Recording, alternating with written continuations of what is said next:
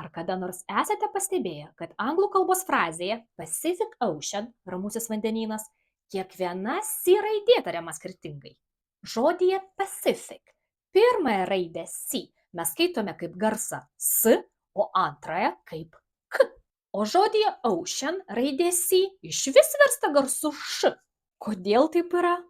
Suprasti bendrasis raidžių skaitimo taisyklės nesunku, jeigu žinome, kad anglų kalboje raidžių ištarimą dažnai lemia šalia esančios raidės. Štai tarkime, po raidės C mes matome kitą priebalsę arba tokias balses kaip A, O, U.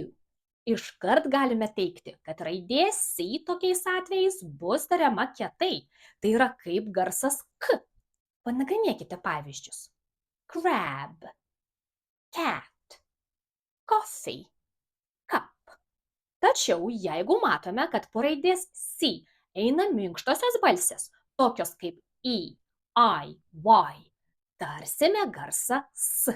For example, Santa, city, bicycle. Būna ir taip, kad raidės angliškose žodžiuose susijungia į tam tikrus raidžių derinius, kuriuos tariame ypatingai. Tai pavyzdžiui atsitiko su šituo raidžių deriniu, kurį tariame kaip dvigarsį šn. Ir nesvarbu, kad žodyje ocean po raidės C eina minkštoji balsė I. Tai išimtis, kurią reikia įsiminti. Na ir pabaigai trumpas testas. Kaip perskaitysite šituos žodžius?